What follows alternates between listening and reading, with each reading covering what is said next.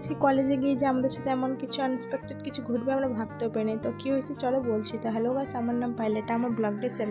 তো আজকে গিয়েছিলাম আমি কলেজে। তো একটু বৃষ্টি থাকার কারণে কোনো বেশি স্টুডেন্ট আসেনি। তারপর আমরা ভাবলাম কিছু একটা করা যাক, যেহেতু বোরিং লাগছিলো।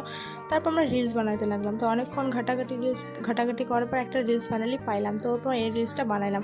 তারপর রিলস বানাতে লাগলাম। তারপর রানী বললো নাকি বোরিং লাগছে কলেজে। তারপর ভাবলাম যে পাশে একটা মন্দির আছে, আমার ফ্রেন্ডস বললো পাশে নাকি একটা মন্দির আছে, তারপর আমরা ওখানে যাবো। তো এখানে মন্দিরে এসে দেখি অনেক শান্ত প্রকৃতি।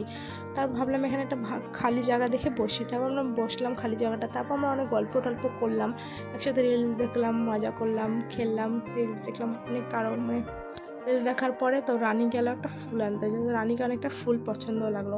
তারপর রানী ফুল আনতেছিল। তারপর এদিকে দেখি চন্দনা মোবাইল খালি এখানে মোবাইলই দেখতে থাকে এনি টাইম। তারপর দেখি ফ্রেন্ড ফুলও নিয়ে আসলো। তা ফুলটা নিয়ে সবাইকে প্রপোজ করতে লাগলো নাকি সবাইকে ভালোবাসে। তো আমরাও ভালোবাসি ওকে।